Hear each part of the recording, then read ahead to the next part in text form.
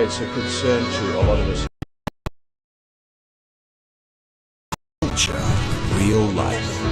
As the pace of change moves faster, we ask the important question: what is the truth?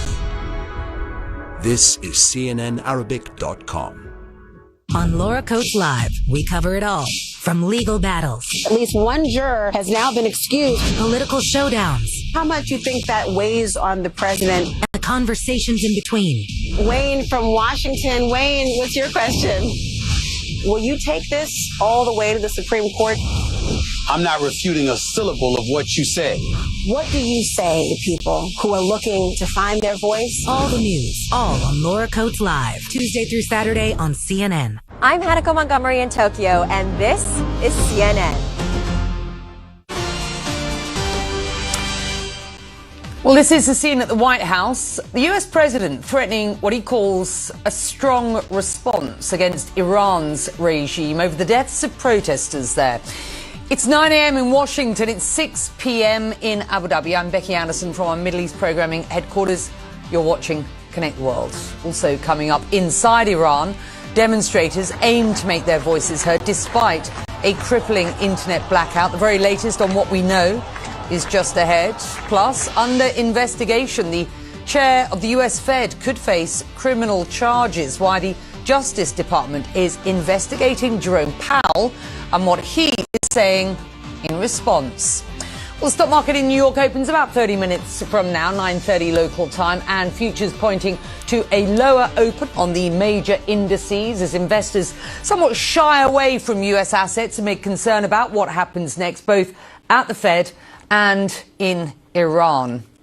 And we're going to start today by trying to understand what is happening inside Iran, even as the US president threatens to intervene. Now, we don't have a full picture of what is happening on the ground in Iran because the government cut off internet access last week, but the crackdown on dissent is harsh, with hundreds of protesters reported dead and Iran's judiciary warning of zero tolerance for further demonstrations. Now, today, the government is broadcasting images of what it says are large pro-regime rallies.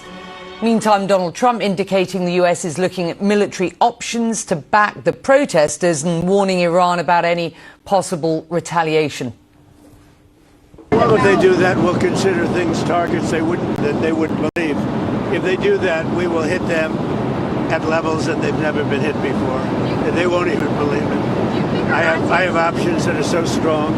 So, I mean, if they did that, it'll be met with a very, very powerful force. Well, President Trump also says Iran called the White House to negotiate, and Iran's foreign minister says his country does stand ready to talk. Well, Paula Hancox is here with me in Abu Dhabi, and I want to be clear once again, it is extremely challenging to cover this story, given the internet blackout and the government restrictions. Be that as it may, what do we know about what is going on the ground today? Well, Becky, we are not getting information in real time. As you mentioned, there is this internet blackout. We know that there were protests on Sunday evening. We did see people still coming out onto the streets, despite the fact that we are seeing hundreds are being killed by security forces. We also know that there are some distressing images coming out. We do want to show some footage. I should warn our viewers that they may find them disturbing, but it illustrates what people on the ground are having to deal with. We saw at the Karaksak Forensic Medical Center in Tehran, people are watching a monitor on the wall. They are seeing images of deceased people, and they are trying to figure out if they are their loved ones. This is how they're trying to identify people that they are looking for. And then we also saw on the pavement just outside the building a number of black body bags. Again, people trying to find their loved ones. You hear screams of anguish as some of those do actually find who they were looking for. This gives an understanding of just how widespread this is at this point. The fact that many people have lost their lives, that they are coming out onto the streets calling for change, and some of them are paying the ultimate price for that. So as I say, this isn't in real time. This was over the weekend. What is in real time, as you mentioned, we are seeing these pro-regime rallies. That is being fed to everyone in Iran, to everyone around the world, really trying to show that the regime is in charge. We heard from the foreign minister as well, saying that things are under control. So this is really the perception that they are trying to show at this point. Paula Hancock's with me here in the studio. For the time being, thank you. US lawmakers and Washington officials reacting to the situation in Iran and potential US involvement. Energy Secretary Chris Wright telling CBS News that backing from the US is driving the Iranian people to the streets to protest. I think the people in Iran are rising up because they feel there's a strong America that has their back. I won't go into any specifics there, but we wish them well, and we'd love to see a free and democratic Iran again. Will there be more interdictions of vessels carrying Iranian oil? Any more activity on that front? I won't reveal any change in position there. Well, not everyone in favour of US intervention. Democratic Senator Tim Kaine told CBS News over the weekend that military action by Washington would be unwise. Have a listen. U.S. military action in Iran would be a massive mistake. It would have the effect of giving the Iranian regime the ability to say it's the U.S. that's screwing our country up. Right now, Iranians are blaming appropriately the regime for screwing up the country. Well, my next guest is Mohammed Ali Shabani, editor of Amwaj Media. He has extensive experience in Iran, working in both media and policy. In a post on X earlier today, he unpacked new developments in the relationship between Iran and the White House. Quote, as the prospect of military confrontation with the US looms large, elements of Iran's political establishment are pushing for renewed diplomacy with the Trump administration, Amwaj Media has learned, he wrote. The initiative to convince Iran's leadership to alter course comes amid a brutal crackdown on protests. Mohammed, who's a regular guest on this show, his insight and analysis extremely important. Joining me now live from London, and very much appreciate it. Yesterday we saw President Trump reopen the possibility of talks with Iran amid these brutal protests. The Omani FM also in Tehran this weekend. Of course, the Omanis have played a mediation role over the years at times. What's the likelihood, do you believe, that the Iranians do actually meet, albeit perhaps indirectly, with the Americans at this point and push away or push out, as it were, the prospect of potential military intervention by the US? Well, Becky, I think a lot depends on how Trump perceives the potential response to any action against Iran. And I think more than that, it's about what type of action he's entertaining. Is he talking about cyber operations, about military strikes, sanctions, information operations? We don't know. But what we do know is that Iranian officials, including today at the state-sponsored rallies across the country, in Tehran, the parliament speaker, a former IRGC commander, was very explicit in warning that Iran will hit this time against any U.S. military strikes. Having said that, I think it's hard for Trump to believe that, given that when he bombed the nuclear facilities in June, Iran fired missiles at a base in Qatar, and apparently no U.S. troops were targeted. There was no U.S. troops present at the facility. So I think for any negotiation to begin, there needs to be a kind of balance of deterrence, which I'm not quite sure is there yet.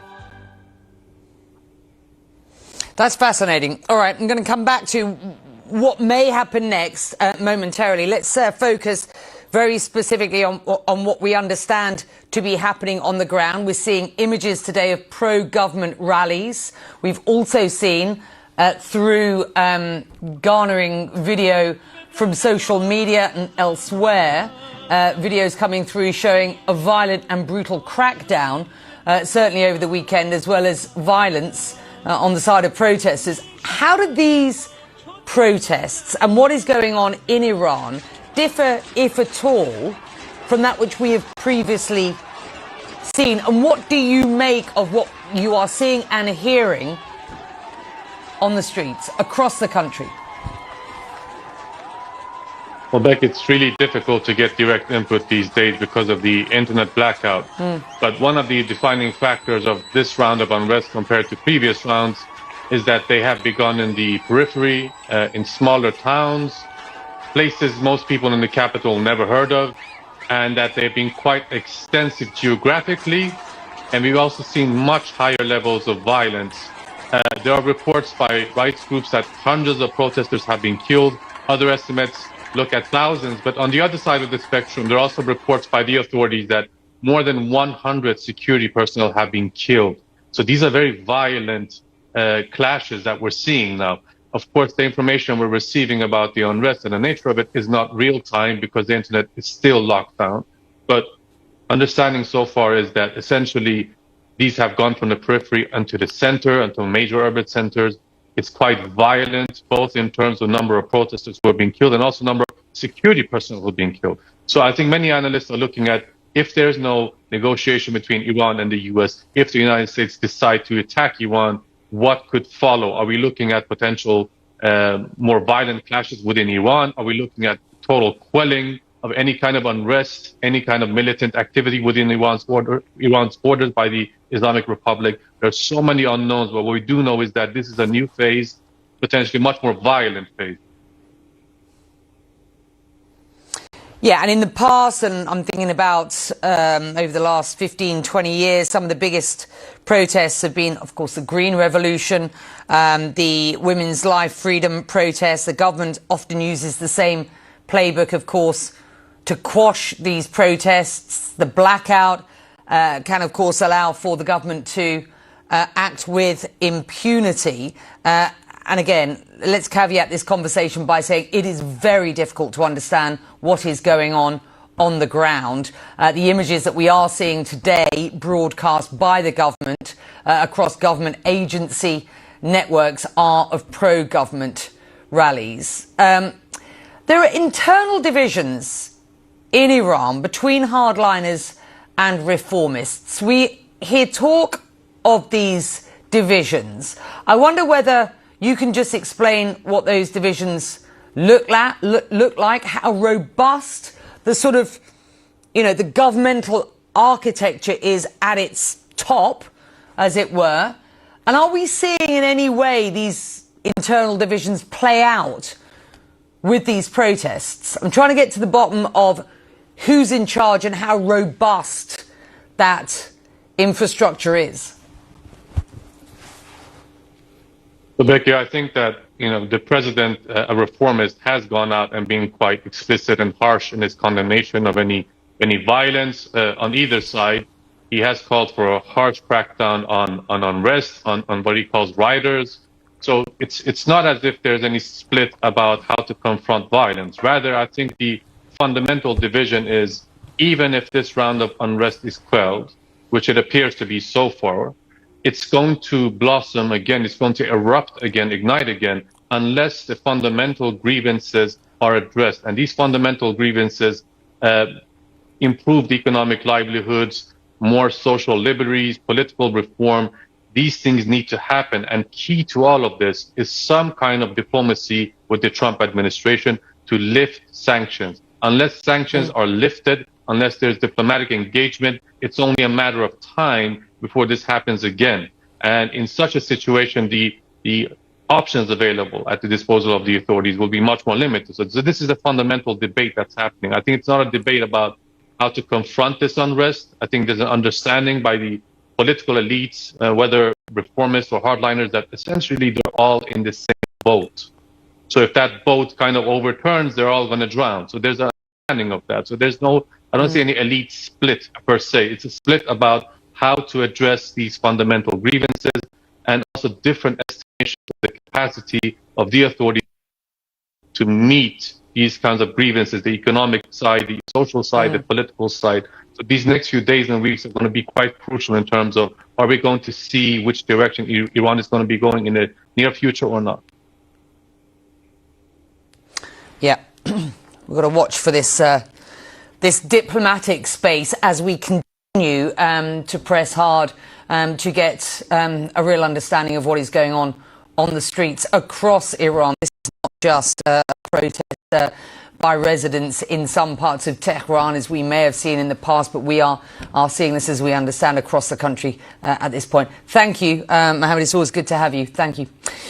Well, for the past year, President Trump has been putting intense pressure on the US Federal Reserve to lower interest rates. You'll be well aware of that. Now the Fed's chair, Jerome Powell, finds himself under a criminal investigation, and he is alleging a clear link, but says he's not bowing down to threats. I have served at the Federal Reserve under 4 administrations, Republicans and Democrats alike. In every case, I have carried out my duties without political fear or favor, focused solely on our mandate of price stability and maximum employment. Public service sometimes requires standing firm in the face of threats.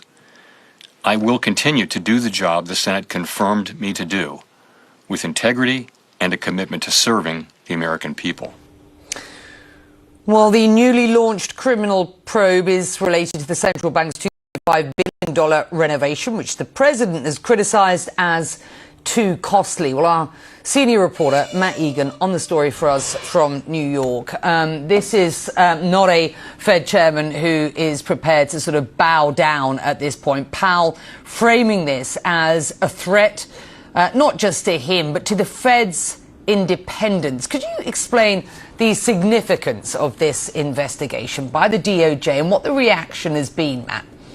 Yeah, well, Becky, in some ways it feels as though a red line of sorts has been crossed here, right? Because in the past, not even the Trump administration would go directly after Fed Chair Jerome Powell. They didn't want to rock financial markets or unsettle corporate America. But now we've got this year-long pressure campaign on Powell to lower interest rates, morphing into what at least one analyst has described as open war. And this is a big deal because the Fed, it's designed to be insulated from politicians and political pressure, right? They're supposed to be free to raise or lower interest rates if that's what's required to protect the job market, to fight inflation, right? They're not supposed to be doing the work to benefit one political party or another. And look, we've heard a lot of strong reaction, predictably from Democrats who are alarmed, but also from economists, from investors, from former Fed officials. Justin Wolfer is the economist. He told me that this is an outrage. He said it's bad economics. One former Fed official, he told me this is lawfare. This is lawfare at its worst. And he said he didn't even think that the administration would stoop to this level. But perhaps the strongest reaction came from Republican Senator Tom Tillis. He said in a social media post last night, he said if there were any remaining doubt whether advisors within the Trump administration are actively pushing to end the independence of the Fed, there should now be none. And he went on to say he's going to oppose the confirmation of any nominee for the Fed, including the upcoming Fed chair vacancy, until this legal matter is fully resolved. And look, investors over on Wall Street, they're making their displeasure as well, right? U.S. stock futures, they're modestly lower. Dow futures down around 300 points, a little bit more than half a percentage point. Steeper losses for the NASDAQ, down by almost 1%. And we're seeing investors pile into the safety of precious metals instead. Gold futures surging by almost 3% this morning. Silver futures up by almost 8%. So some pretty strong moves there. Now, I thought that Powell's response here, right, the fact that he felt the need to come out and make extraordinary video statement was telling, right? He did not sound like someone who's willing to sort of buckle under pressure and suddenly cut interest rates. He sounded pretty defiant, and former Fed officials told me that Powell is not going to be easily intimidated. And now I think two things to watch here, Becky, is one, what does this do, if anything, to the future of Jerome Powell at the Fed? Because even though his term as chair is up in May, he's actually still got a seat on the powerful board of governors until 2028. You got to wonder if this maybe persuades him to stay on at the Fed. And the last point is whether or not this investigation into Powell and what is being viewed as an attack on Fed independence, does this cause CEOs and investors and moderate Republicans to speak out in defense of Jerome Powell and the Fed? So stay tuned here. Yeah, it's fascinating. Do keep an eye on those US assets. Investors a little shy of the dollar, of treasury bonds, oil slightly lower today. And as you say, gold on the up alongside silver as investors look for what is often described as a bit of a safe haven as we begin this trading week. Good to have you, Matt. Thank you. Ahead on the show, some tough talk between Washington and Havana. Why Donald Trump is now telling Cuba to make a deal or face the consequences.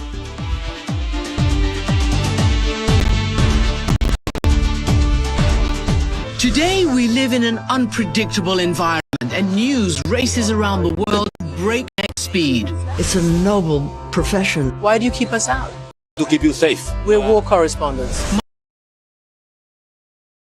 My show brings you the latest news and top news makers. Can you tell me exactly about what's happening right now? If we don't learn from some of the things in our past, then we're due to repeat them. We also dive below the headlines. If we are not blinded by hate, we can teach others humanity. What does it feel like to be slapped with a 50% tariff? That's not a negotiation, Ambassador. Any questions? CNN, what were you thinking when I was trying to get the truth out of you and you were obfuscating? Well, I thought that actually you saw the contradiction. It's crucial we make sense of what's happening. Why do you want your country's future to be decided by US military intervention? And fully understand what's at stake. If you can double down on that, amen. Amanpour, weekdays on CNN. It's a European marketplace that's constantly evolving. We're all in this together. From the energy sector, wow, look at Pixels. that. Very cool. Yeah. It really feels like plastic. To technology. This is the next generation of computing. Wow. And the latest in luxury. What we're doing is world class. Are you more drawn to the classics? I'm a classic girl. I'm Anna Stewart. And I'm Claire Sebastian. Join us for Marketplace Europe. This weekend on CNN. Here's a breakdown of what you can find out front. The real question comes down to, where is the supreme leader? Where are we when it comes to inflation? Direct, in-depth, and raw. Do you think that Pam Bondi is hiding something? Hell yeah, I think she's hiding something. Getting ahead of the biggest stories and giving you context you won't find anywhere else. We are in an unprecedented moment. Do you like capitalism? No, I have many critiques of capitalism. Aaron Burnett out front. Weekdays on CNN. Well, first Venezuela, now Cuba. The US president telling Havana to, quote, make a deal before it is too late. Donald Trump says if there is no deal with Washington, Cuba won't see any more aid money from Venezuela's oil industry. The president talking to reporters on Air Force One on Sunday night when they asked what kind of a deal he is seeking. We're talking to Cuba, and you'll find out pretty soon. And one of the things I want taken care of, and one of the groups I want taken care of, are the people that came from Cuba that were forced out or left under duress, and they're great citizens of the United States right now. You have a lot of people forced out of Cuba unfairly, so we're going to take care of, most importantly right now, we're going to take care of the people that came from Cuba that are American citizens or in our country. While Cuba pushing back against the Trump pressure campaign, its president declaring on social media, no one dictates what we do. Well, let's get right to Havana and CNN's Patrick Ottman. It was an interesting answer to a perfectly sensible question that the US president was asked on Air Force One. He didn't elaborate on what a deal with Havana might look like with regard US citizens, formerly from Cuba, who he seems to want to get back to Cuba. What are you hearing, if anything? Well, Cuba's president this morning denying that there are talks going on, saying that the only conversations happening between the Cubans and the U.S. are simply about migration matters, which is a constant theme these two governments talk about, but also leaving the door open, saying that they are willing to talk to the U.S., that they've always been willing to talk to the U.S., but again denying that these high-level conversations are actually taking place, the conversations that President Donald Trump alluded to. Certainly the Cuban government has long said that the Cubans that left, particularly those who left after the revolution took power, really lost the rights to property, to citizenship, and that these, of course, have been, many of them, their mortal enemies over the decades. But the reality here, Becky, is despite this back and forth, he said, she said kind of thing going on, is that the U.S. does appear to control what oil is leaving Venezuela, and oil is not coming to Cuba at the moment. This is oil that Cuba desperately needs. All reporting over the last year or so about Cuba's energy crisis, when you add the fact that Cuba can no longer count on Venezuela for the oil that has kept the lights, when they are on, has kept them on, really paints a dire picture for Cuba. It's almost impossible to think how this island's economy would continue on if they did not have that Venezuelan oil. Yes, Mexico sends oil. Yes, Russia on occasion sends oil. But it's really been Venezuela throughout the years that has sent millions of barrels of oil at a vastly discounted price, often for free, out of solidarity. That solidarity apparently has come to an end. It appears as the U.S., according to President Donald Trump, is calling the shots in Venezuela. So certainly for the government in Havana, while they're bristling at this talk, the reality is they're in a very, very tight spot here, Becky. Good to have you. Thank you. Well, the situation in Venezuela is in focus at the Vatican today. Pope Leo has been meeting with the Venezuelan opposition leader Maria Corina Machado, the Pope recently weighing in on the U.S. intervention and the capture of President Nicolas Maduro. On Friday, he criticised the use of military force to achieve what he described as diplomatic goals and called for human rights to be protected in Venezuela. Right, we're going to take a very short break here on Connect the World with me, Becky Anderson. After that, we will go live to the White House for more on what the US president is or may be planning for Iran. More on that is after this. We are at the heart of the Saudi Commission Graduation Ceremony 2025. We are celebrating 12,500 people graduating from different programs and courses. Fantastic. Beyond expectations, mix of emotions. Usually big events related to tourism, art and culture, and also sports. Here we combined all of them together and make it relatable to the health industry. This is the Redwood Forest in California, home to some of the tallest and oldest trees in the world. Since 1918, more than 225,000 acres of these forests have been protected through the work of conservation groups, foundations, and the local community. Believing in a better future. Be part of the movement. Find out more on cnn.com/call-to-earth. In partnership with Rolex and its Perpetual Planet Initiative.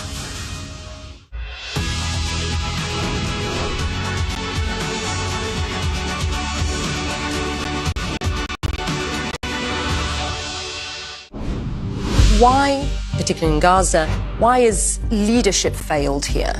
Selfish, short-term interest. The allegations, I mean, this is chilling, stomach-churning stuff. Yes, it is.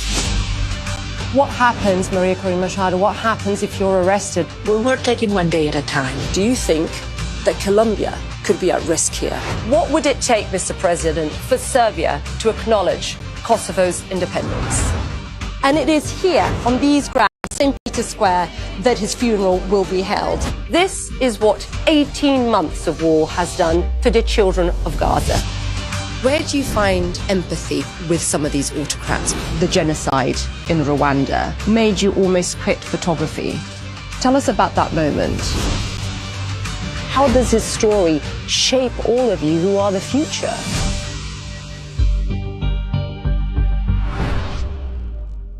I'm Becky Anderson at the Louvre, Abu Dhabi. This is CNN. And welcome back. I'm Becky Anderson in Abu Dhabi. You're watching Connect the World. These are your headlines. Iran's judiciary is warning it will have zero tolerance for anyone calling for anti-government protests, which have entered their third week. A US-based rights group reports more than 540 people have been killed so far. Federal Reserve Chair Jerome Powell says he is being targeted by the Justice Department for not, quote, following the preferences of the president regarding interest rates. Federal prosecutors have now opened an investigation into the Fed and into Powell over the renovation of the central bank headquarters. Well, Cuba's president pushing back against Donald Trump's demand to, quote, make a deal before it is too late. The leader of Cuba's communist government, Miguel Díaz-Canel, declaring on social media, no one dictates what we do. Let's get you live to Wall Street, where trading is set to begin at New York Stock Exchange. The co-head of healthcare investment at JP Morgan ringing the opening bell today. That being a healthcare conference that is being marketed there. So the clapping ahead of the opening bell, which will ring in the next 10 seconds or so. The markets were looking decidedly peaky today.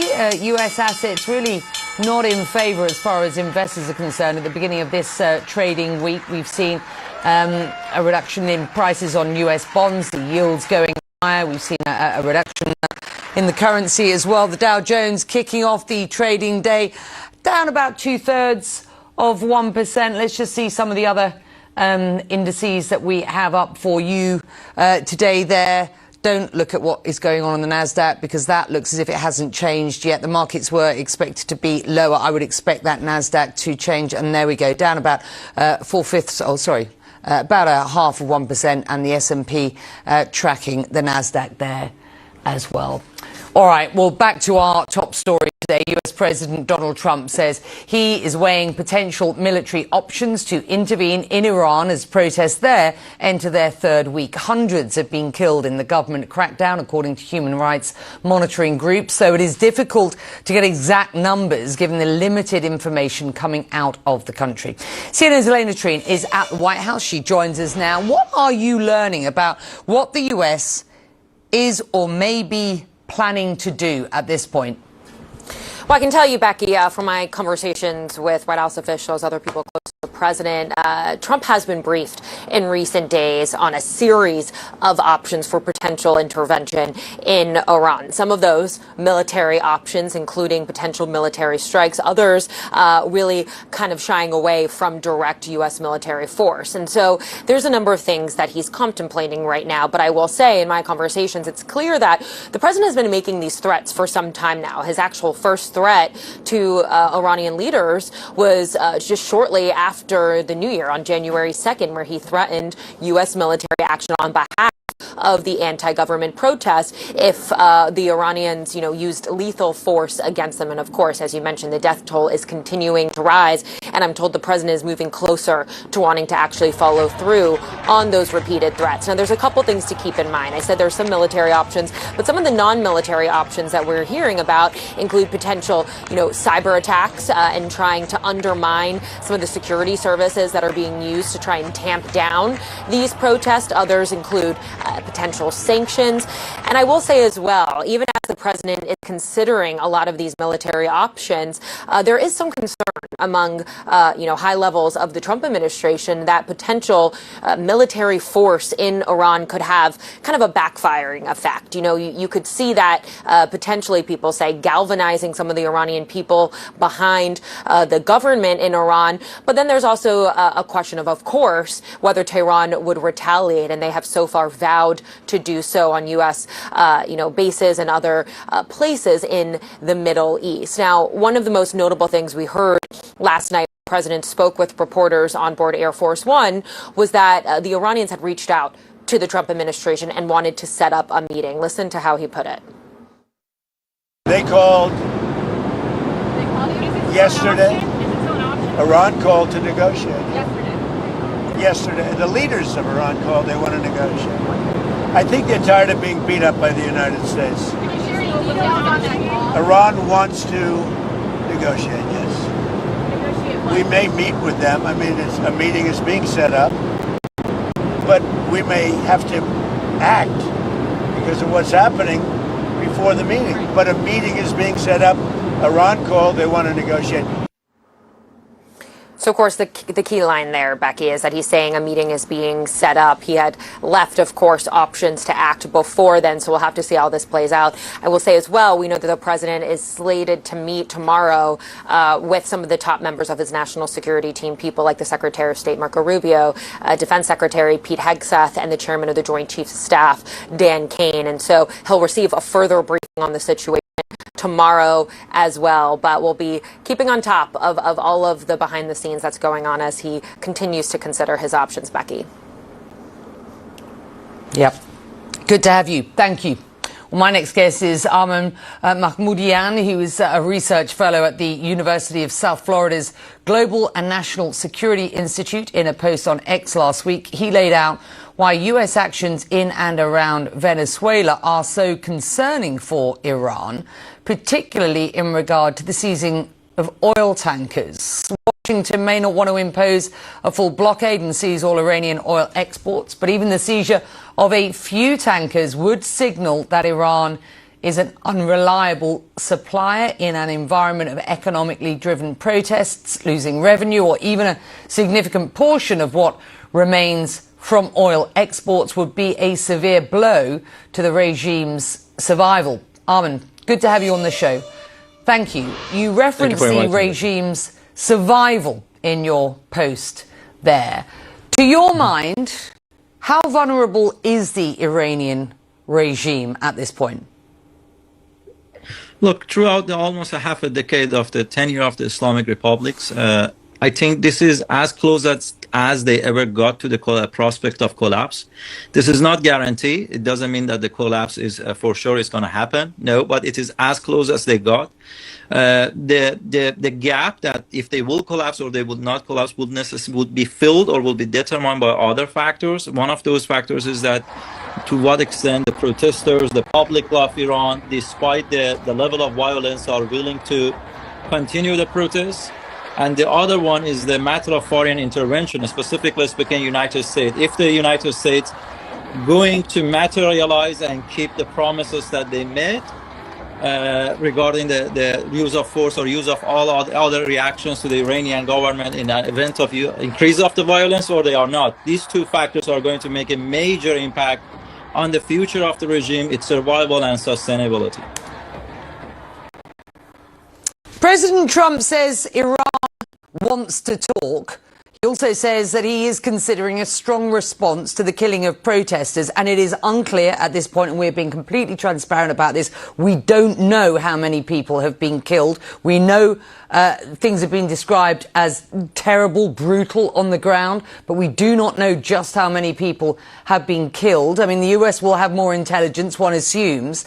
To your mind, what options does President Trump have at this point? I mean, they don't have to just be kinetic. They are not just military options at this point. There are diplomatic options as well. Just lay them out, unpack them for us, if you will.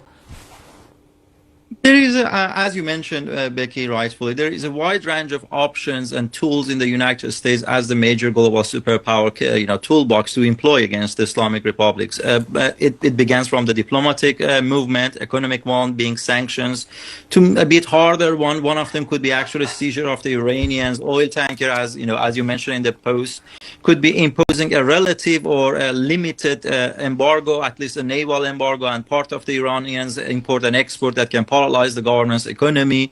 It can include the covert actions, targeting operation against some elements or individuals who play a role in the regime suppression mission, to the military events or strikes. But I think one thing that I really would like to point out, it's not all about what U.S. can do. I think it is all also about what U.S. should not do. And I would like to discuss at least two things briefly that United States should not do. The first thing is that I believe United States should not give Iranian government a promise, Iranian people, a promise that they are not intended to keep or planning to keep or deliver it at this point. If the United States is not planning to use force or any, let's say, that punishing measure against the Islamic Republic's use of violence, it is better to not make these statements, because evidently we will end up by what happened in Iraq in 1991 when the Bush senior government promised Iraqi people to support. It didn't, but it encouraged Iraqi people to go on the streets even further, and that put the Saddam Hussein's regime in a panic mode, fearing that they would be in both internal and external battle, and the bloodshed ran, and evidently Bush didn't. The second thing, and very briefly, the United States shouldn't really try to take advantage of this situation to conclude a deal that is very favoring, because first, it might damage the reputation of America among the protester and portion of Iranian public, and second, if you make a deal with the state in its weakest point, it is not necessarily a reliable one. Understood. Good analysis. And good to have you. Thank you. We'll have you back. We're going to take a very short break. Back after this. A new day has dawned. A continent reveals itself. For us, for them, for everyone. The time has come to unveil a new reality. Live the days, live the nights, see the endless opportunities, dream of the future, of all you can become, wherever we roam and however far we roam. Let's share our passions, carve our legacies, be all that you can be, moving forward without limitations, because the world is out there, ready to be explored. These little creatures love to relax, but they are also very hard workers. This year, a family of beavers helped restore a wetland ecosystem in the Czech Republic, doing what humans had planned and saving over $1 million. No concrete, no cost, just nature doing its thing. Be part of the movement. Find out more on cnn.com/call to earth, in partnership with Rolex and its Perpetual Planet initiative. We try to be global and we try to be smart. And we try very hard to get both of those every week. But I want to hear our authentic voices of people who are passionate or intelligent about a subject, who will make you smarter, move you emotionally, who will kind of challenge your mind or move your heart. And that's the consistency that we try to get at.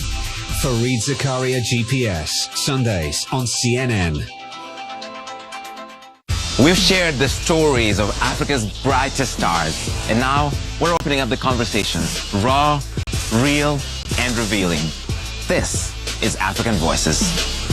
This week, Nigerian musician CK. When you have so many hits, there's a pressure to make sure that you're maintaining that standard. I embrace the pressure and I try to just keep doing my best, basically. African Voices on CNN, in association with Glow. Well, bitter football rivals Real Madrid and Barcelona contested the Spanish Super Cup on Sunday in Jeddah in Saudi Arabia, where Barcelona came away with a narrow 3-2 win, their fourth trophy under manager Hansi Flick. With the victory, the German manager extended what is a remarkable streak in major finals. To tell us more about that, we are joined by Amanda Davies. Amanda. Yes, if there is one man, Becky, you don't want to bet against in these big showpiece events, it is Hansi Flick. 8 finals played, 8 finals he has won. But, of course, the big one he and Barcelona want to get their hands on this season, the European Champions League. And coming up, we've got an exclusive interview with one of the players who helped PSG get there last year, Ousmane Dembele, in World Sport in just a couple of minutes.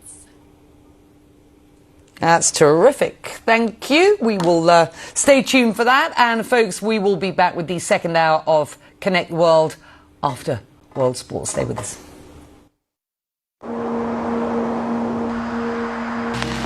Progress. Its pulse extends toward worlds yet unseen. With AI robotics at our side, humanity moves forward to achieve the next innovation. Together, as partners, we awaken the dawn of infinite possibility. Partnering human progress. We've shared the stories of Africa's brightest stars, and now we're opening up the conversations, raw, real, and revealing. This is African Voices. This week, Nigerian musician CK. When you have so many hits, there's a pressure to make sure that you're maintaining that standard. I embrace the pressure and I try to just keep doing my best, basically. African Voices on CNN, in association with Glow. I'm Richard Quest. I love traveling the world. broaden the mind, open the heart, and I'm not done yet. It's time to embrace new adventures. Oh, yes, I can see the lighthouse that I'm about to hit. Find the fun. Oh, it's cold. And seize the moments. In this world of wonder. This weekend, only on CNN, in association with Turkish Airlines. On Laura Coates Live, we cover it all, from legal battles. At least one juror has now been excused. Political showdowns. How much you think that weighs on the president? And the conversations in between. Wayne from Washington. Wayne, what's your question? Will you take this all the way to the Supreme Court? I'm not refuting a syllable of what you said. What do you say to people who are looking to find their voice? All the news, all on Laura Coates Live, Tuesday through Saturday on CNN. It is a busy news day all around the world. This is One World. The world's top headlines with some of the world's biggest players. Stories that captivate from two unique perspectives. Zain Asher and Biana Golodriga use their extensive experience to cover global news with passion and intellect. Walk us through what specifically Secretary of State Marco Rubio was talking about. What leverage, if any, does Prime Minister Netanyahu have at this point? One World with Zain Asher and Biana Golodriga. Weekdays on CNN.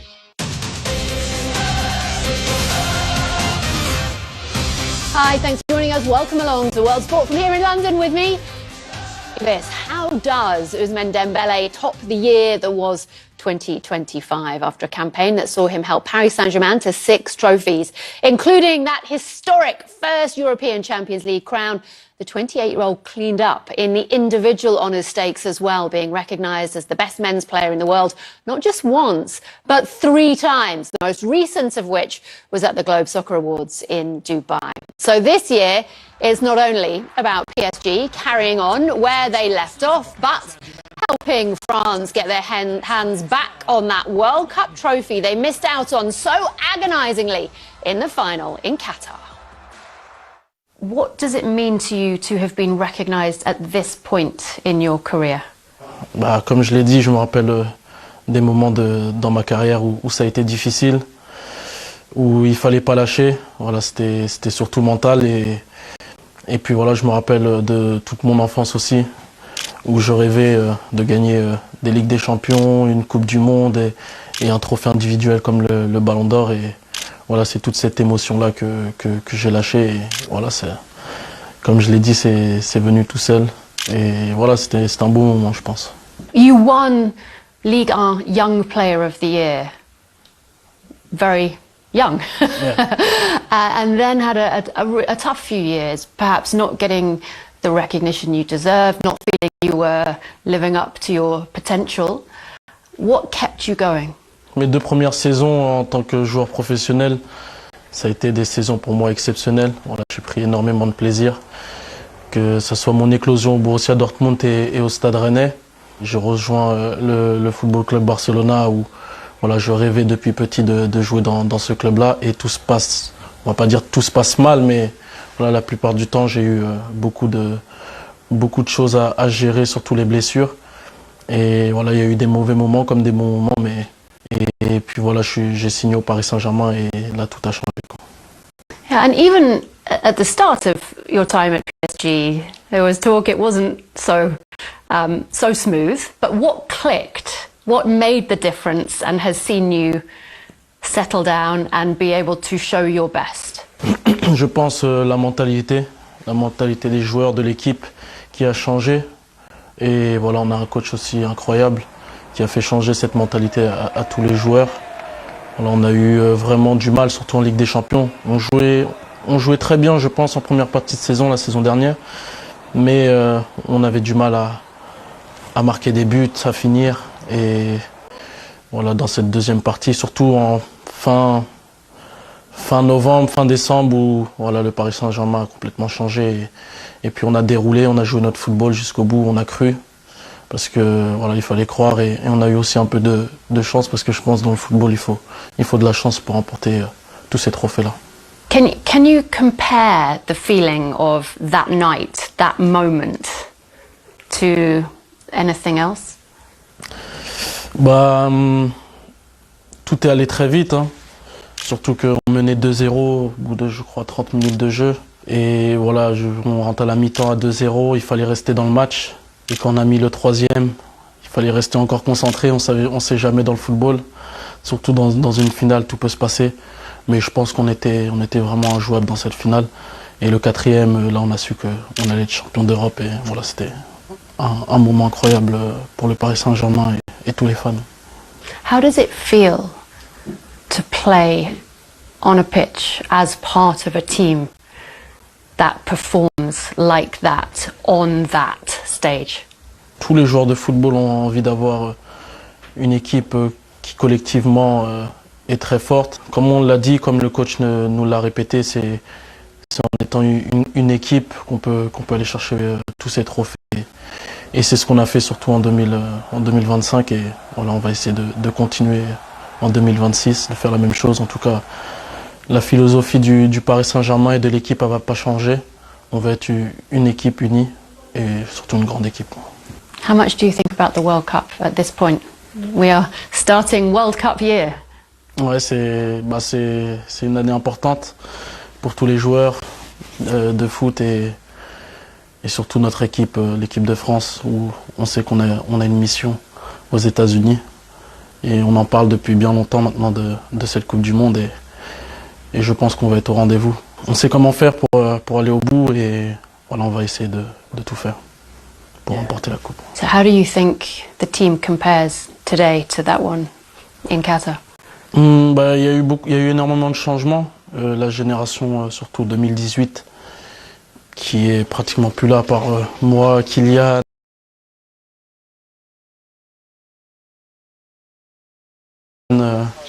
Benjamin Pavard, qui d'autre? N'Golo Kanté. Et ouais, il y a eu énormément de changements dans cette équipe. Des joueurs de talent qui se sont très bien adaptés au style et au groupe équipe de France.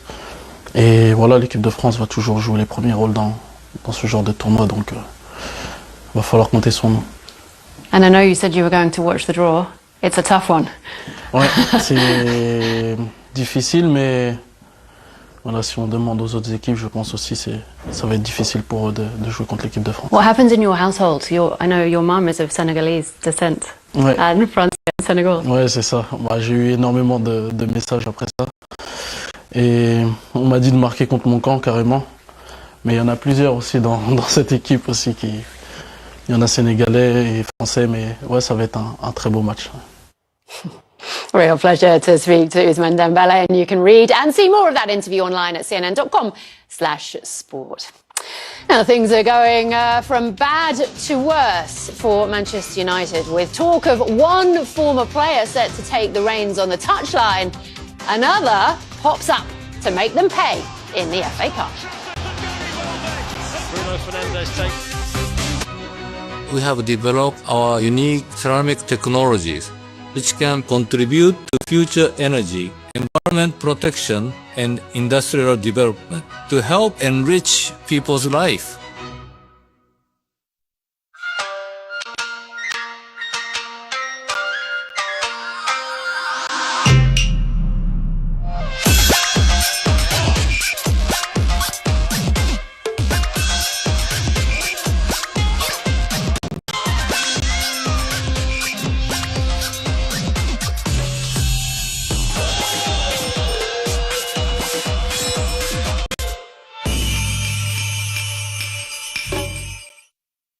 This is Uganda's Bwindi Impenetrable Forest, one of Africa's most biodiverse ecosystems, home to mountain gorillas once nearly extinct. But thanks to local heroes and communities, their numbers have risen from 300 to nearly 460, a beacon of hope for conservation. Be part of the movement. Find out more on cnn.com/call-to-earth, in partnership with Rolex and its Perpetual Planet Initiative.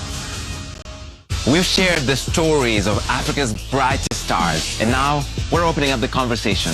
Raw, real, and revealing. This is African Voices. African Voices on CNN in association with Glow.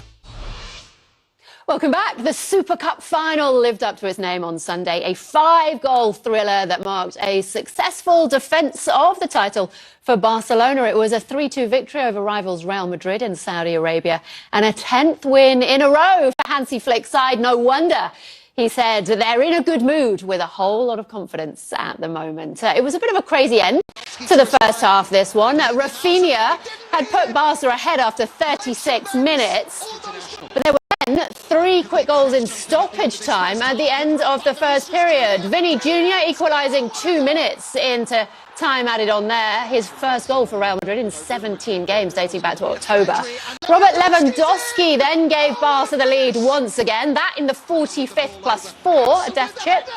Only for Real Madrid to make sure they went in level at the break thanks to Gonzalo Garcia. Remarkable, the commentator said, but ultimately it was a slip from Rafinha that caught Thibaut Courtois off guard and made the difference. A deflected shot 15 minutes from time, giving Barca the victory. The first time in 15 years any teams won it back-to-back. And perhaps even more remarkable, it keeps up Flick's 100% record in finals. He's now won all 8 title-deciding finals he's been in charge of. The spoils were shared, though, in the top-of-the-table clash in Italy, meaning Inter Milan missed the chance to move 5 points ahead of the rest in Serie A, twice in minutes. But twice it was Scott McTominay that pulled Napoli level. He made it 1-1 after 26, 9 minutes left on the clock. So 2-2 is how this one finished. Inter 3 points ahead of rivals Milan, with Napoli up to 3rd. Well, as Manchester United talks continue in their quest to find a caretaker head coach, the current incumbent, Darren Fletcher, oversaw their exit from the FA Cup in the 3rd round at the hands of Brighton, meaning United are out of both cup competitions at the earliest point for 44 years. They were beaten 2-1 with a bad week heading for worse after just 12 minutes. They went behind visitors Brighton early on. Brighton had won all of their previous 3 trips to Old Trafford ahead of this season. And at the ground he used to call home, former United striker Danny Welbeck found the back of the net for their second.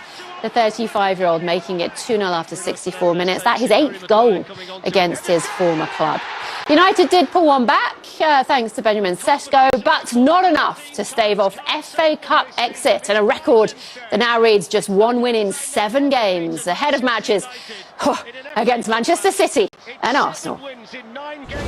Confidence is one of the most powerful things in football, so they've got to, when you don't have confidence, you have to dig deep and you have to battle, grind, fight, work, win games, and then the confidence comes back. But they're experienced players, they're talented players, and as I said, I challenge them to regroup, and it's over to them. Someone's going to come in and lead them, and they need to make sure that they've got a lot to play for this season. This team's still good enough to achieve success this season, but they've got to dig deep and find a way within themselves. Yeah, and what a prospect Manchester City to come at the weekend. That is it, though, from myself and the team for this edition of World Sport. Thanks so much for joining us. I'm Amanda Davis in London, at AmandaDCNN on social media. I'll see you next time. Goodbye.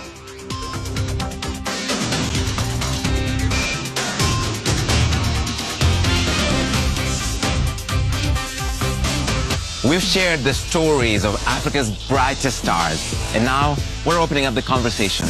Raw, real, and revealing. This is African Voices. This week, Nigerian musician CK. When you have so many kids, there's a pressure to make sure that you're maintaining the standard. I embrace the pressure and I try to just keep doing my best. Basically. African Voices on CNN. In association with Go. I'm Richard Quest. I love traveling the world. Broaden the mind, open the heart, and I'm not done yet. It's time to embrace new adventures. Oh, yes, I can see the lighthouse that I'm about to enter. Find the fun. Oh, it's cold. And seize the moments. In this world of wonder. This weekend, only on CNN, in association with Turkish Airlines. This is CNN.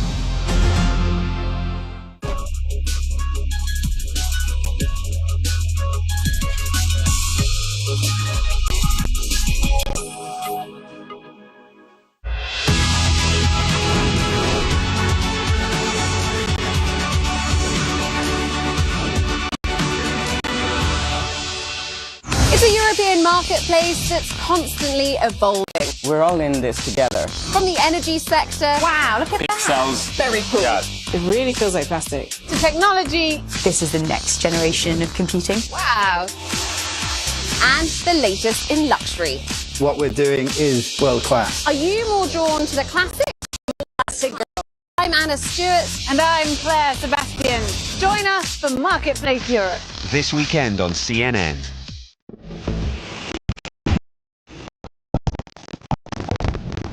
When you travel the world, make sure the world travels with you. Check in, log on, and get connected with all of the latest developments at your fingertips. CNN Partner Hotels. Connected to your world. I'm Rahal Solomon in New York, and this is CNN. Live from CNN Abu Dhabi, this is Connect the World with Becky Anderson. And welcome to the second hour of the show from our Middle East programming headquarters here in Abu Dhabi. I'm Becky Anderson, where the time is just after 7 in the evening. Wherever you are watching, you are more than welcome. Iran's regime has a warning for protesters as Donald Trump weighs his options for intervention. Well, it's payback time. The Federal Reserve chairman who defied the US president is now on the retribution list. More on that is coming up. And first it was Venezuela, now Cuba is in the White House's sights. We'll tell you what President Trump's message is for Cuba's communist government.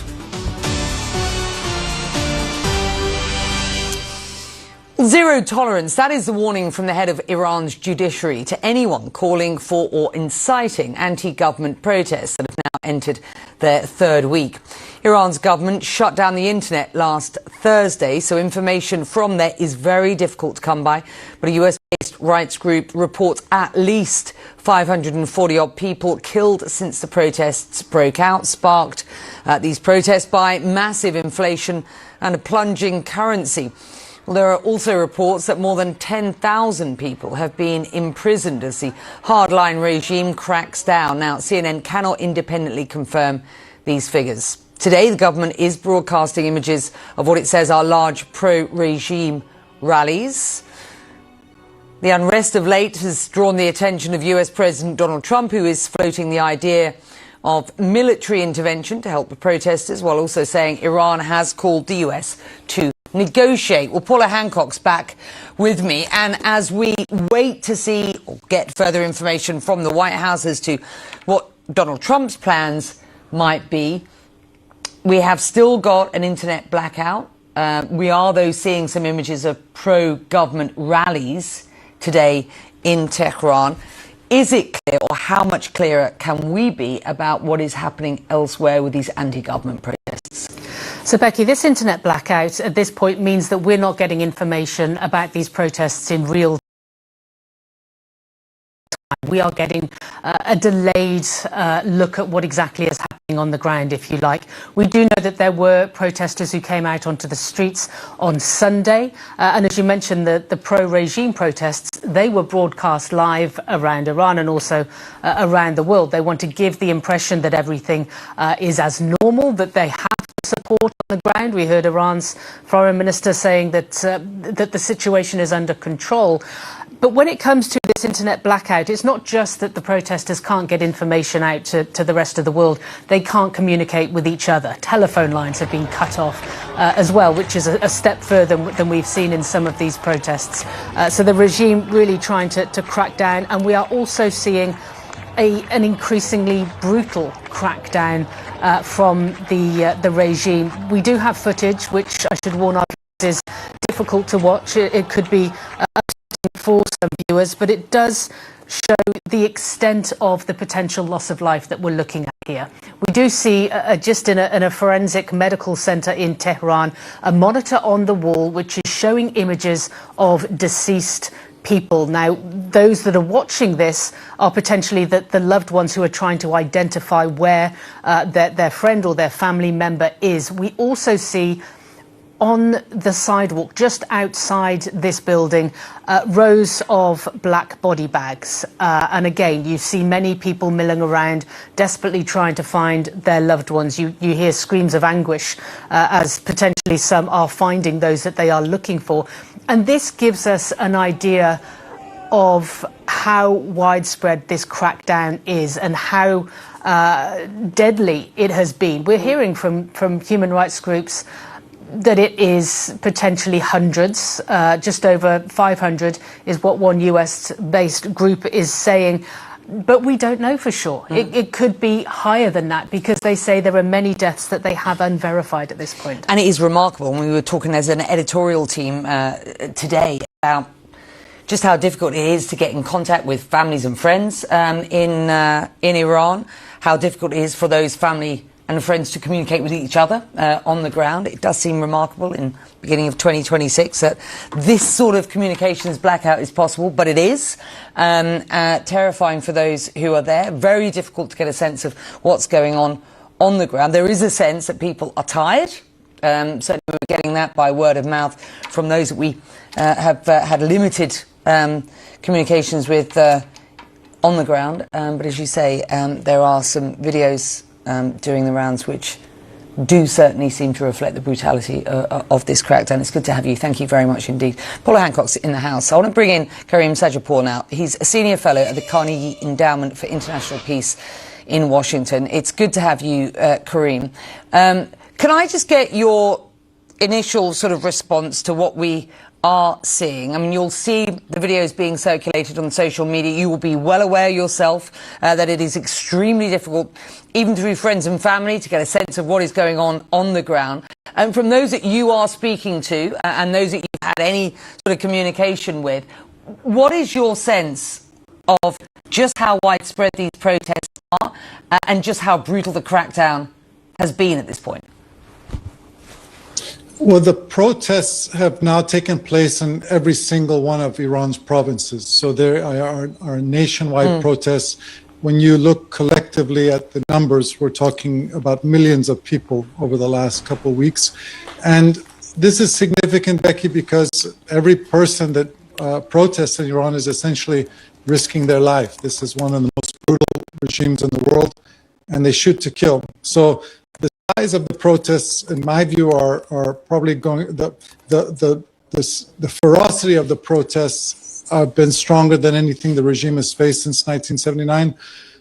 But ultimately, this is what I call a zombie regime. It has a dying ideology, a dying legitimacy, a dying leader, a dying economy, but it lives by lethal force. And as long as its security forces are highly organized, armed, cohesive, and willing to kill en masse, they can delay their funeral. And I want to pick you up on that because you recently wrote there are 5 conditions for a revolution and that Iran meets most of these. One, though, would be a divided elite, most critically the country's security forces. As of now, those security forces do remain intact. Other analysts say that this is really important as an element needed for a revolution. So do you see a scenario in which the state could break down without the fracturing of those security forces? And if we don't see that, and there are those who say over the last sort of 24 hours, and certainly maybe reflected by these pro-government rallies today, it does seem as if there is still a good and robust security force in place, run by what appears to be a robust infrastructure at the top. What do you say? You know, revolutions are impossible to predict, and we've entered the realm of psychology. It's not political science, and you have to really get inside the head of 3 different entities. One is the supreme leader, 86-year-old supreme leader. You know, how physically and mentally fit is he to lead a nationwide suppression? And Becky, we should emphasize that the 1979 Iranian Revolution took a year to gestate. It commenced January 1978. It ended January 1979. So this is not necessarily going to be over, even if they suppress the protests in the near term. So the first point is, what is the physical and mental fitness of Iran's 86-year-old supreme leader? The second point is the cohesion and morale of security forces. And three is the will of society, of the protesters for change.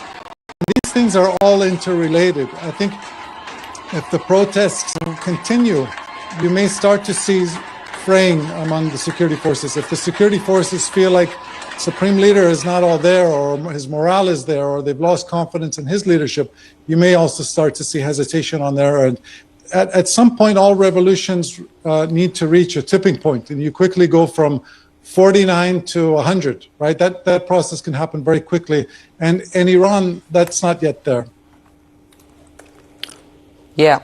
All right. Well, as we consider what you've just said, let's introduce Donald Trump and the US administration into the mix here. Donald Trump with what could be described as mixed messages, certainly suggesting that he has options, suggesting those include kinetic military options should the protesters continue to be attacked. Also suggesting that Iran has reached out and wants talks with the US. How do you interpret his comments and what do you expect Tehran is making of them? Well, President Trump has put his credibility on the line now. For the last couple of weeks, he's been threatening that the United States is locked and loaded if Iran kills protesters. And since he first made that comment, Iran has killed hundreds of protesters. Some, observers on the ground and human rights groups think it could be over 1,000.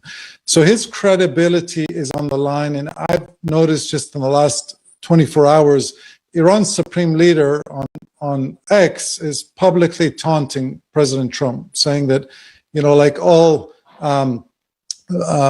previous tyrants who are at the peak of their pride, Trump will also fall. So the question is, does he feel like he needs to, is his credibility on the line? Does he need to make good on that? And what would he actually do? In my view, what should have been done already is to think very hard about offensive cyber capabilities to tear down Iran's digital iron. This is a country which, as you alluded to earlier, it went from 99% connectivity to 1% connectivity. People can't communicate with one another, with the outside world. Does the U.S. have cyber capabilities to inhibit the regime's ability to just smother its population and kill them in the dark? That would be the first thing I would be thinking of. With regards to the prospect of U.S. negotiations and diplomacy with Iran, the Iranians can't feel that confident about that, in that the June war, the 12-day war with Iran, the U.S. operations launched, or Israeli operations launched, just shortly before negotiations were expected to take place between the United States and Iran. So Trump is a president who obviously keeps Iran's leaders on their toes. He's capable of doing deals with them. He's capable of dropping bombs on them. Very briefly, we are seeing the emergence once again of Reza Pahlavi, the son of Iran's ousted king. He's been very vocal. Some analysts, including yourself, say it's unclear whether he is a viable leader when we consider what the day after in Iran might look like, and that is still a consideration. This is a hypothetical at this point, but the US administration must be looking at what a day after might look like as well. In Venezuela, they left the regime in place. What are their options? What will be part of the Trump administration's sort of strategic thinking if they were to take out, in a kinetic attack, not just the sort of installations that make up the infrastructure in Tehran today, but the regime itself? I'm skeptical that the United States can handpick our preferred leader in Iran. That just, there's really no precedent of that being a viable, sustainable alternative. So ultimately, the people of Iran are going to need to decide that. With regards to Reza Pahlavi, the videos on the streets are pretty clear, and not only in Tehran, but in very conservative strongholds of the regime, places like Mashhad and Qom and the birthplace of Ayatollah Khomeini. People have been chanting his name. So for many young Iranians, he is their only hope. But, every revolution, Becky, requires two kinds of leadership. You need inspirational leadership, but also organizational leadership. And from 6,000 miles away, it's very difficult for him to exercise organizational leadership. Fascinating. Well, look, this isn't the last time that you and I will speak in the days and weeks ahead, but it's good to have you at the beginning of what is, clearly an extremely fragile time in Iran. We continue to look, by the way, at pro-government rallies today. Those images are coming out of Iran. We have very little else to work with regard images, but we do understand that this crackdown has been brutal. Good to have you. We'll have you back. Thank you, Karim, as ever. Good friend of this show. Well, an angry Cuba has a message for US President Donald Trump and his latest pressure campaign. The leader of Cuba's communist government, President Miguel Díaz-Canel, says no one dictates what we do. His words. He is responding to Trump's insistence that Havana do a deal, quote, before it's too late. President Trump says if there's no deal with Washington, Cuba won't see any more aid money from Venezuela's oil industry. Well, we're live in Havana with CNN's man there, CNN's man in Havana, CNN's Patrick Ottman. He didn't, and this being Donald Trump, didn't elaborate on what sort of deal he thinks he wants from Havana. What more do we understand to be the details here? Well, it says a lot, Becky, that both sides can't even agree if they are actually talking. You hear Donald Trump say that they are in contact with the government here in Havana, trying to work out some kind of deal that would allow Cuba to continue to receive the oil from Venezuela that it so desperately needs, that it has counted on for the last several decades. We are talking about millions of barrels of oil to keep the lights on here when they are on, because Cuba's already suffering severe power outages. So certainly if the flow of Venezuelan oil remains off, if the U.S. is able to prevent Venezuelan oil, as it clearly can, from arriving in Cuba, that would paint a very dire picture for the government here. On the other side, you have Cuba's President Miguel Díaz-Canel saying just this morning that his government is really not in touch with migration issues, that there are no high-level talks going on, that there's no deal being negotiated, but he left the door open somewhat, saying that Cuba has always been willing to talk. So some very mixed signals here, but essentially, though, for Cubans, the stakes could not be higher, because already on a normal day in Havana, people could lose power throughout the day several times. In the provinces, it is so much worse. People have the light shut off much more often than they are actually on. If you add the cutoff of Venezuelan oil to that picture, then you're talking about the collapse of an economy. There's just no other way to put it. So Cuban officials, while sounding very belligerent, while saying they are not going to be taking any mandates from Washington, they know here that the stakes are quite high, and that if there's a deal to be struck, then of course they are going to be interested in finding out what the terms Donald Trump might set. But of course, as we've seen with Venezuela, those could be very high terms indeed. So, the stake of Fidel Castro's revolution really is on the line here. Yeah, that's fascinating. Good to have you, Patrick. Thank you. Patrick Ottman is in Havana. Well, the Venezuelan opposition leader Maria Corina Machado is expected to travel to Washington this week to meet with President Trump. She's repeatedly praised Mr. Trump for the military action in Venezuela that he opposed, Nicolas Maduro, even saying that she'd like to share her Nobel Peace Prize with the U.S. Today, though, she has been at the Vatican speaking with Pope Leo, who has not been as supportive of this U.S. intervention. CNN Vatican correspondent Christopher Lamb joining us with more. And what do we know about this meeting and the kind of wider narrative from the Pope at this point?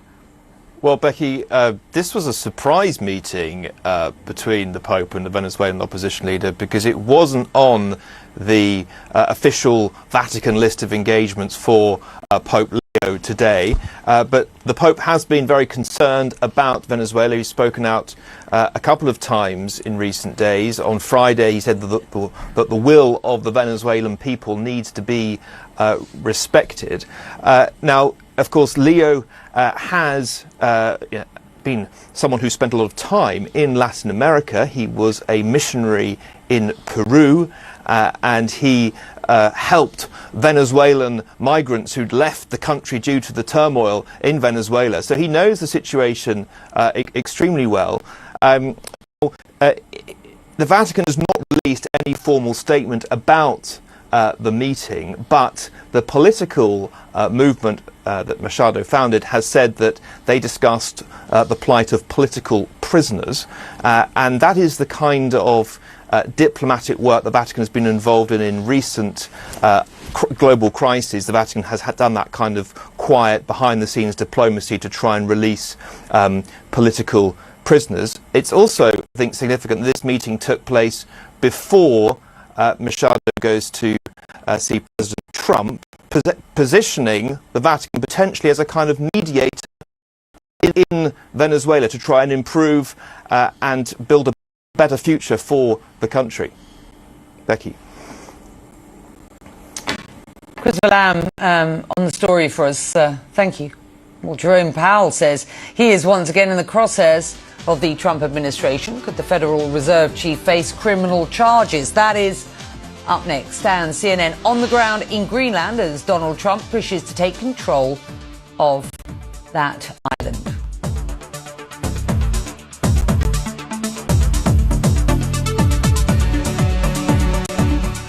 Today we live in an unpredictable environment and news races around the world at breakneck speed. It's a noble profession. Why do you keep us out? We want to keep you safe. We're war correspondents. My show brings you the latest news and top news makers. Can you tell me exactly about what's happening right now? If we don't learn from some of the things in our past, then we're due to repeat them. We also dive below the headlines. If we are not blinded by hate, we can teach others humanity. What does it feel like to be slapped with a 50% tariff? That's not a negotiation, Ambassador. Any questions? Yeah. What were you thinking when I was trying to get the truth out of you and you were obfuscating? Well, I thought you saw the contradiction. It's crucial we make sense of what's happening. Why do you want your country's future to be decided by US military intervention? And fully understand what's at stake. If you can double down on that, amen. Amanpour, weekdays on CNN. Discover the land of the rising sun. From the vibrant streets of Tokyo to the enchanting landscapes. Come explore Japan with CNN. Yay, my first friendship bracelet. And experience the best of this rich nation. A desire to create timeless beauty everywhere. Appreciate the opportunity to sit down with you. An epic adventure to Japan's remote corners. Kanpai. On Laura Coates Live, we cover it all. From legal battles. At least one juror has now been excused. Political showdowns. How much you think that weighs on the president? And the conversations in between. Wayne from Washington. Wayne, what's your question? Will you take this all the way to the Supreme Court? I'm not refuting a syllable of what you said. What do you say to people who are looking to find their voice? All the news, all on Laura Coates Live, Tuesday through Saturday on CNN. Federal Reserve Chair Jerome Powell says that he is being targeted by the Justice Department for not going along with President Trump's demands on interest rates. Powell leveled that in a video statement after learning that he is under investigation by federal prosecutors. Now, this probe relates to his testimony last June about the renovation of the central bank headquarters. President Trump has criticised the cost of the construction, but he has not commented on this investigation. Powell framing this not only as a personal attack, but one that threatens the Fed's independence. Richard Quest is our business editor-at-large and the host of Quest Means Business, following this closely from New York. I mean, I was really very surprised to see Jerome Powell launch this video himself, and he is doubling down on how he feels about this. This isn't a man who is not prepared to be bowed, even on his way out, of course, from the Fed. What do you make of all of this? It's a line that he's crossed, the president, by opening this investigation. And what we essentially have, excuse me, Becky, what we essentially have is the emperor's new clothes. The Fed chair basically said what everybody knew and everybody was thinking but didn't say. The truth that dare not speak its name. That this investigation is politically motivated because the Fed under Powell won't bend at the knee and acquiesce to Trump's call for lower interest rates. Now, the representative, the congresswoman who requested the investigation, she has tweeted this morning that this was about criminality, that nobody's above the law, and the Justice Department should be investigating. So it's going to come down to this. Did Powell perjure himself? And there is an incredibly high bar to prove perjury when he gave that testimony about the multi-billion-dollar renovation of the Fed. Or is this what most people believe? It's a politically motivated attack designed to cow the Fed and make it no longer independent. Let's watch this one develop. It's always good to have you, Richard. Thank you. I know you're pressed for time, so I'm going to leave it there. Richard Quest is in New York. Thank you. Well, a year into President Trump's second term, a new poll finds nearly 60% of Americans disapprove of his performance so far. CNN's Harry Enton breaks those numbers down for you. Look, a lot has been happening over the first few weeks. In fact, we're not even 2 weeks into 2026. And I think there are a lot of people wondering, has this had any impact on the president's standing amongst the American public? And the short answer is, nah, not really, no. You know, just take a look here at the CBS News YouGov poll. Trump's net approval rating in December, they had him at negative 18 points, way underwater. Look where he is now. The same. 18 points underwater. If you look at my own aggregate of polling, it's a little bit higher than this, but still very, very negative. The president way underwater. This poll conducted at the beginning part of the prior week, January 5th through the 7th. So not capturing all the events that's been going on, but there's just been so much happening. Yet I really don't think a lot of it will actually matter. Why is that when it comes to President Trump's net approval rating? And that is because it has been negative for so long. It's been negative for so long. Look at this. Trump's negative net approval rating every day since March 12th of 2025. If you want to put that in terms of numbers of days, we're talking about 305 days in a row in which Donald Trump has been swimming with the fishes when it comes to his negative net approval rating. My goodness gracious, off to the worst start of a second term in the polling era. That's really what we're talking about. Now, one of course, the events that may have changed his negative net approval rating or perhaps risen his approval rating might have been the events in Venezuela. And the first numbers we have on that give you an indication of why it really hasn't shifted his approval ratings. The events, of course, taking out of Nicolas Maduro. Well, take a look here. The net approval rating of the U.S. military removing Maduro, not that bad, considerably higher than Trump's net approval rating at -4 points. We're talking about 48% of the American public approving of that operation, according to CBS News YouGov. But take a look here at Trump's handling of Venezuela. Considerably lower at -14 points, 10 points below the net approval rating of the U.S. military removing Maduro. So the American public far more liking the removing of Maduro than they like Trump's actions when it comes to Venezuela.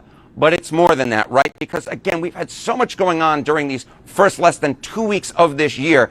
And I don't want us to lose sight of the issue that is most important in the minds of the American public. And that is, it's the economy. It's the economy. You know, James Carville used to say, it's the economy, stupid. I say it's the economy, smarty. And take a look here. Trump's net approval rating on the economy, according to CBS News YouGov.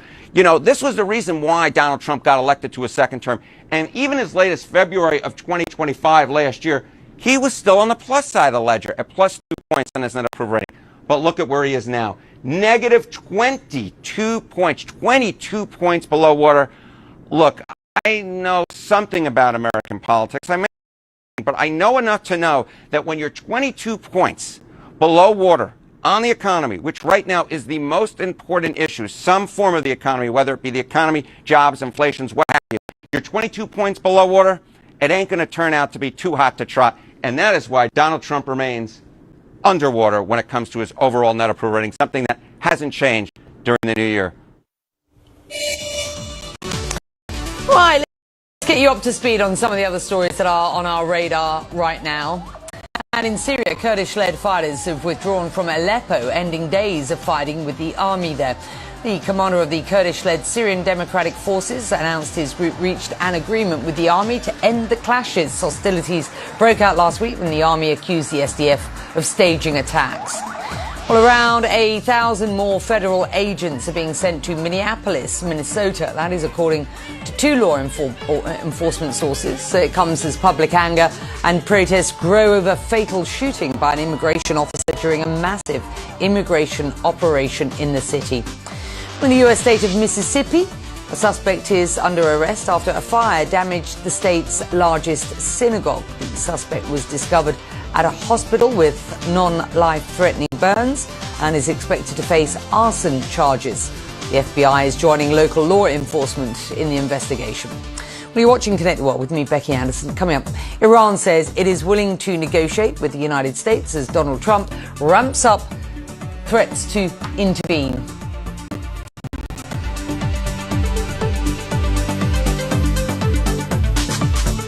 Come in. Make yourself at home. You're welcome. You're welcome to the beaches, the mountains, the parties, the parks, the unforgettable moments. It's all yours. This summer and every season. Welcome to Santa Catarina. The safest state with the best quality of life in Brazil is going to surprise you. Discover Santa Catarina. We will be waiting for you with open arms. A campaign by the government of Santa Catarina. This is the Redwood Forest in California, home to some of the tallest and oldest trees in the world. Since 1918, more than 225,000 acres of these forests have been protected through the work of conservation groups, foundations, and the local community. Believing in a better future, be part of the movement. Find out more on cnn.com/call to earth in partnership with Rolex and its Perpetual Planet Initiative.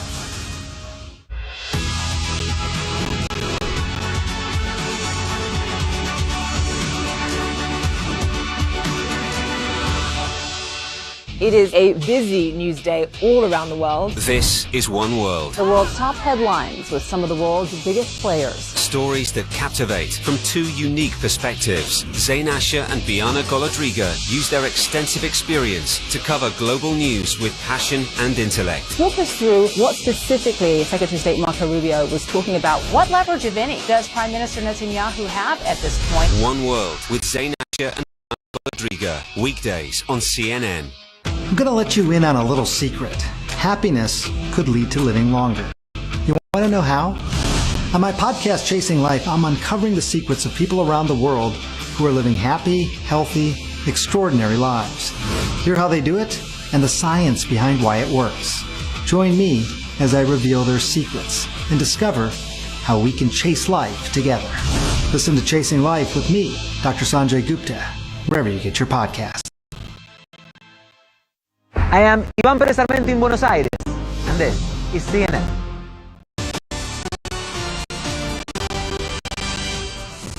Welcome back. You're watching Connect the World with me, Becky Anderson. Your headlines this hour.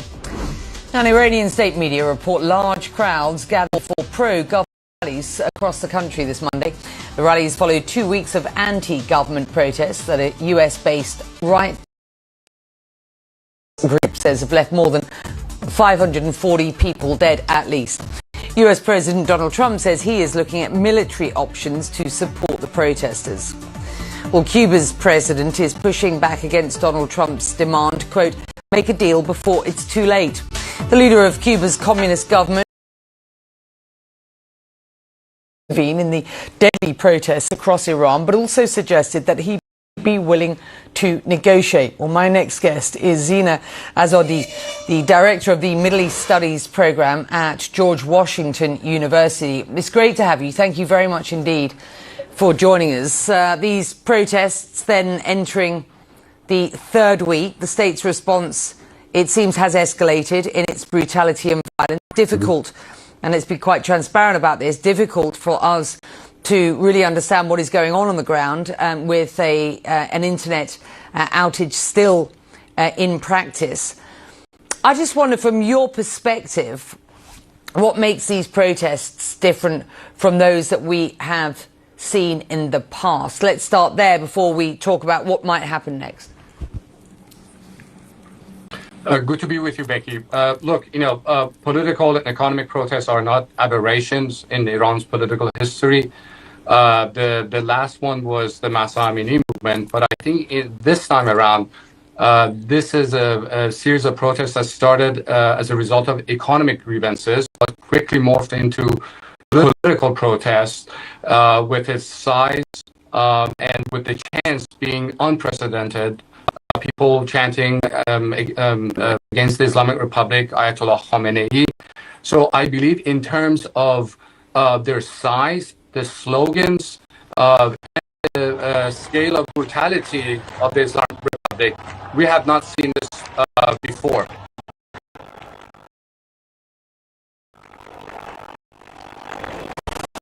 President Trump is a very different US president.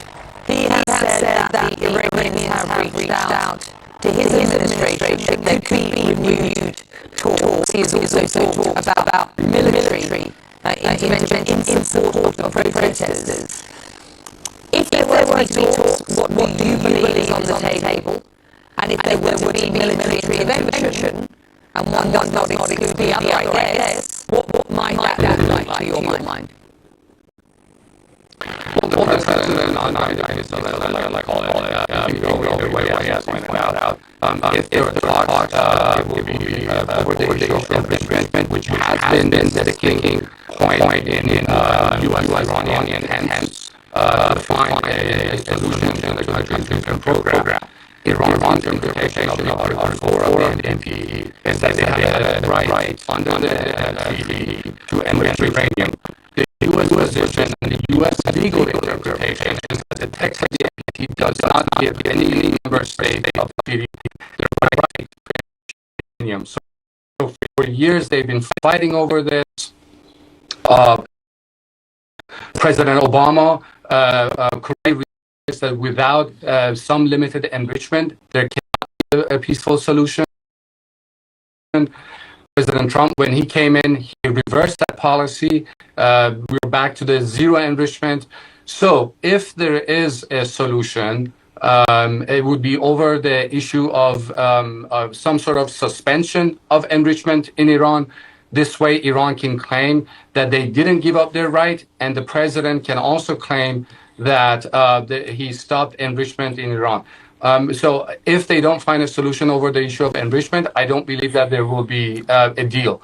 Now, in terms of military strikes, there are a wide range of options, from very small-scale precision strikes, could be decapitation, as it was in June, or Venezuela we recently saw, or it could be much larger bombing campaigns against missile bases, the remnants of Iran's nuclear program, or the units that are responsible for cracking down on the people.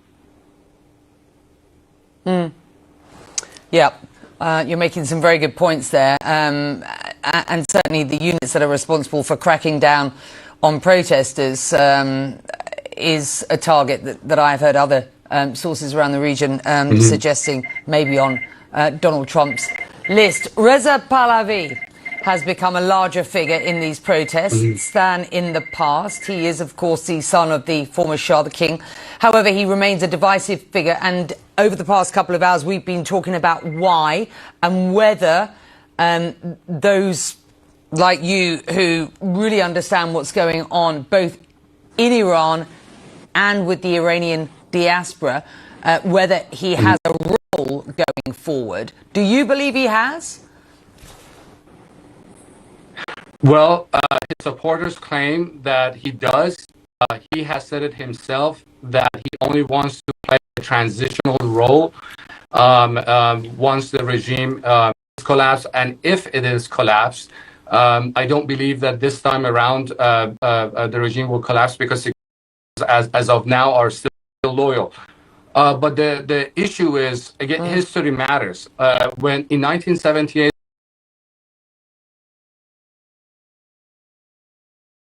Ayatollah Khomeini also claimed that he doesn't want to have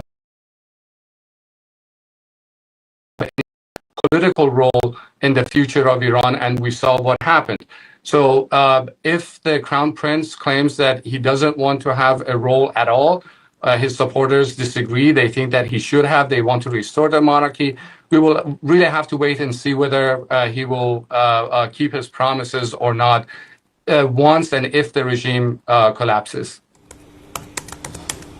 Yeah, and as you rightly point out, security forces do seem to be remaining loyal. At least that is the intelligence on the Absolutely. ground.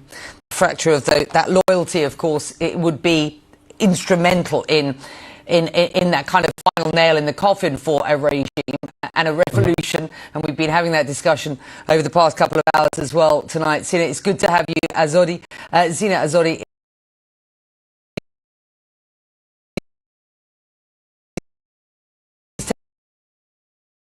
Taking action against Elon Musk's AI chatbot over the creation of explicit deep fakes. More on that.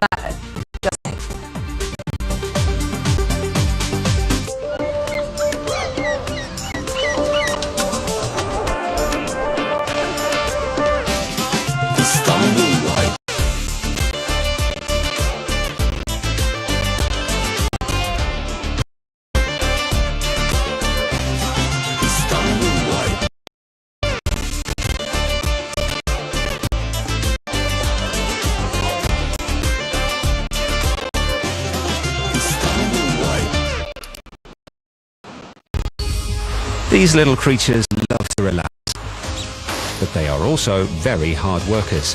This year, a family of beavers helped restore a wetland ecosystem in the Czech Republic, doing what humans had planned and saving over $1 million. No concrete, no cost, just nature doing its thing. Be part of the movement. Find out more on cnn.com/call-to-earth in partnership with Rolex and its Perpetual Planet Initiative. We try to be global and we try to be smart. And we try very hard to get both of those every week. But I want to hear authentic voices of people who are passionate or intelligent about a subject, who will make you smarter, move you emotionally, who will kind of challenge your mind or move your heart. And that's the consistency that we try to get at. Fareed Zakaria GPS, Sundays on CNN. I'm Richard Quest. I love travelling the world. Broaden the mind, open the heart, and I'm not done yet. It's time to embrace new adventures. Oh yes, I can see the lighthouse that I'm about to enter. Find the fun. Oh, it's cold. And seize the moments. In this world of wonder. This weekend only on CNN, in association with Turkish Airlines. Well, Hamas says it has made a clear and final decision to give up the governance of Gaza. A spokesperson says the group's governing agencies will hand their authority to a Palestinian technocratic committee under the second phase of the US-brokered ceasefire plan. Now, under this plan, the committee would be overseen by a board of peace headed by President Trump until a reformed Palestinian Authority can begin running the enclave.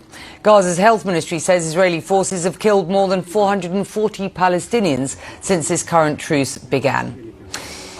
We're hearing new comments from President Trump doubling down on earlier statements that the US needs to acquire Greenland. Aboard Air Force One on Sunday, he insisted that if the US didn't move in, another major power would. Look, if we don't take Greenland, Russia or China will. And I'm not letting that happen. If we don't take Greenland, Russia or China will take Greenland. And I am not going to let that happen. Yeah, sure. I'd love to make a deal with them. It's easier. But one way or the other, we're going to have Greenland. Well, President Trump there sounding firmly resolved to gain control of the island. But as CNN's Nick Robertson reports, previous attempts by the United States have failed. It's not the first time a US president has been interested in Greenland. Over 150 years ago, after the United States purchased Alaska from the Russians, the then Secretary of State, William Seward, floated the idea of buying Greenland and Iceland from Denmark. Even back then, Greenland was recognized for its wealth of minerals and resources. The purchase never materialized, but Greenland remained on the US radar. In 1910, the US ambassador to Denmark suggested the United States give Denmark an island in the Philippines in exchange for Greenland and the Danish West Indies. But that didn't happen either. By 1916, leaders signed the Lansing Declaration, a US proclamation saying that they would not dispute Denmark's control over the entire territory. But after World War II, US President Harry Truman offered Denmark $100 million in gold for Greenland. Denmark rejected the offer. The bid was secret at the time, but was made public in 1991 by a Danish newspaper after documents had been declassified 2 decades earlier. Despite the US not gaining control of Greenland, military bases, including the Thule Air Base, now known as the Pitu Space Base, where they still have a presence of US forces. But we need it really for international world security, and I think we're going to get it. One way or the other, we're going to get it.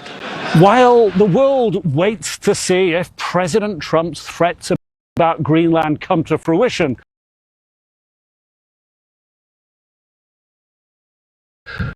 Secretary of State Marco Rubio is set to talk about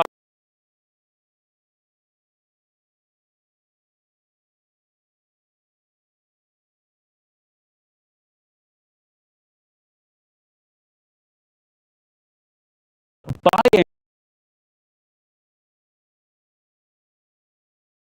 film and TV. So who won the night at the Golden Globes? More on that after this.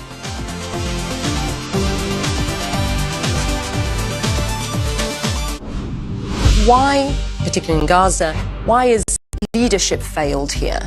Selfish, short-term interest.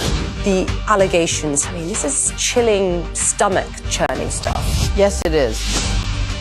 What happens, Maria Corina Machado, what happens if you're arrested? Well, we're taking one day at a time. Do you think that Colombia could be at risk here? What would it take, Mr. President, for Serbia to acknowledge Kosovo's independence?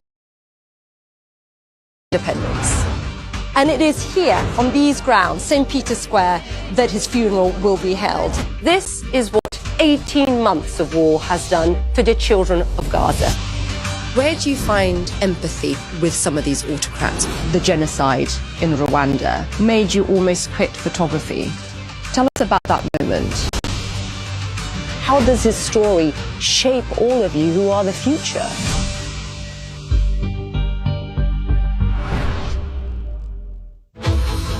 Every day we take a step back to look at the big picture. From decisions made in Washington to the ripple effects across Asia, Europe, and beyond. We follow the story as it unfolds and hear every voice to make sure the information is clear, fair, and relevant to you. In a world packed with noise, facts matter. That's what we do here. This is The Brief. After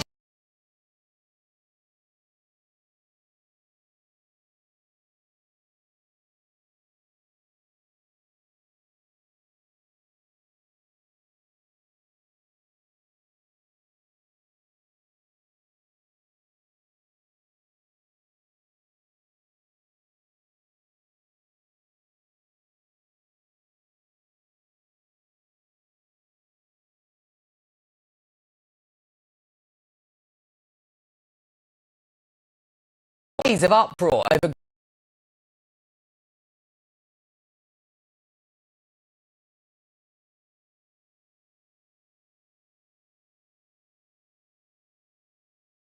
sexual deepfake practices as a serious violation of human rights, human dignity, and the security of citizens in the digital space. Now, Malaysia followed a day later, saying on Sunday, quote, "This action follows repeated misuse of Grok to generate obscene, sexually explicit, indecent, grossly offensive, and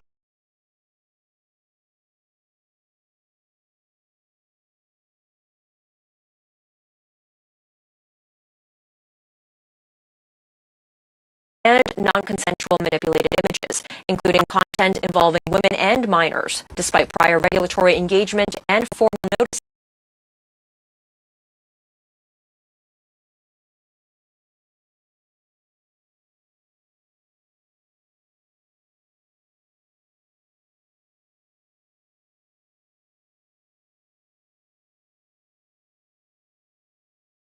Grok hasn't directly responded to this crackdown, but he has earlier criticized the UK government over a potential ban of X, saying, quote, "They just want to suppress free speech."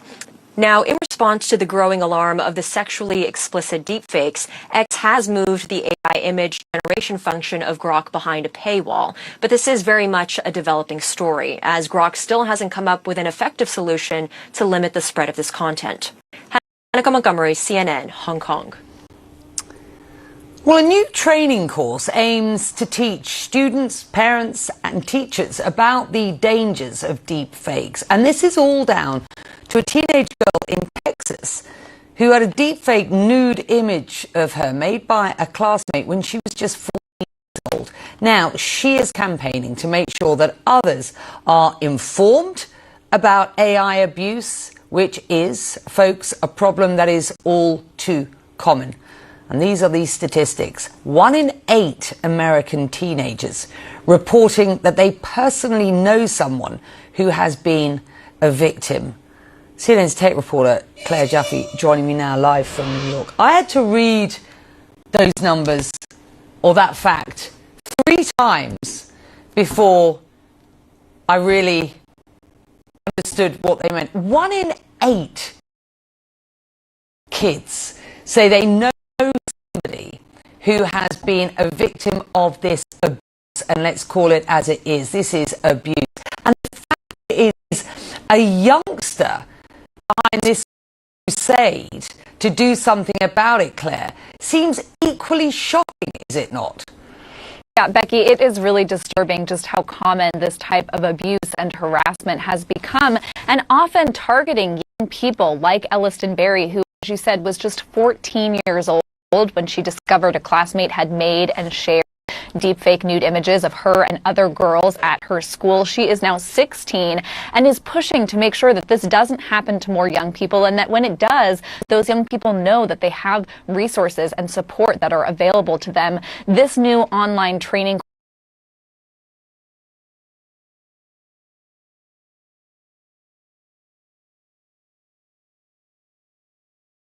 course is going to be available to students as well as parents.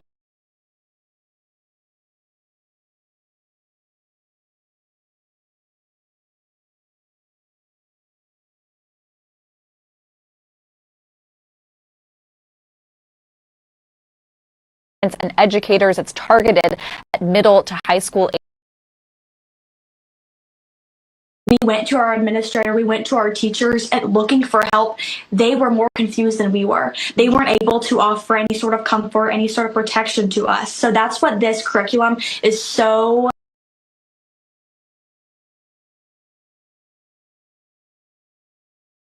important, and that's what it really focuses on, is it really advances and it focuses on the administrators, it focuses on the educators, so that way they are able to protect and they're able to help if a victim were to come to them for a situation like this. And Becky, importantly, this training course also talks about the new Take It Down Act, this law that was signed in the United States last year that makes it a crime to share images, sexual images, without the person's consent, whether they're real or computer generated. This, of course, an important protection for victims like this, although unfortunately it has not removed the prevalence of this type of abuse, Becky. Yeah. Thank you, Claire. I mean, this is important stuff, and we appreciate it. Well, the Golden Globes have kicked off the Hollywood Awards season, as they always do, celebrating achievement in film and TV. Paul Thomas Anderson's action comedy One Battle After Another took home 4 trophies, including a win for Best Motion in the comedy or musical category. CNN's Stephanie Elam brings us the highlights. The winner is One Battle After Another. A huge night for One Battle After Another, winning 4 awards, including Best Musical or Comedy, but not for star Leonardo DiCaprio. Instead, Timothée Chalamet. Timothée Chalamet topped industry titans Leo and George Clooney for his role in Marty Scream. If you would have told me I was 19 years old, I'd be thinking Mr. Wonderful from Shark Tank. Another fresh face, Teyana Taylor, bringing the emotion. I almost didn't even write a speech because I didn't think I would. She won Best Female Actor in a Supporting Role for One Battle After Another.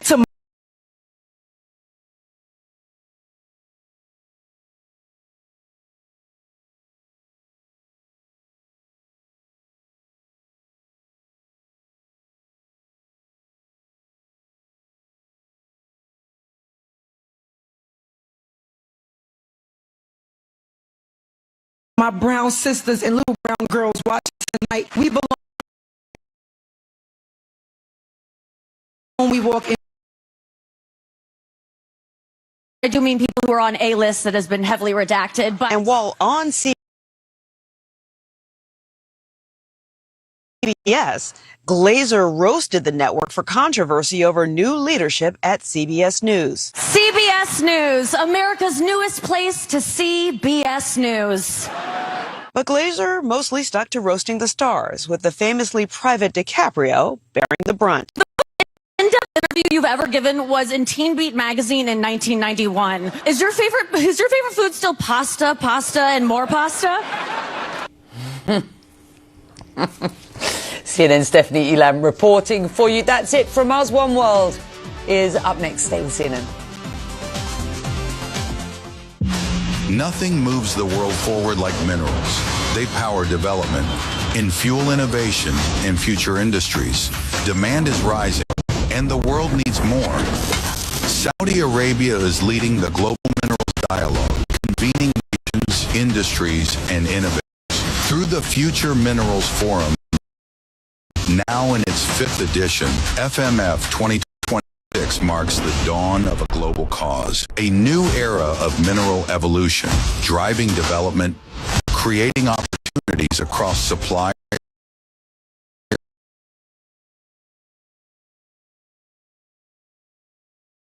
and consumer nation. Join 20,000 global leaders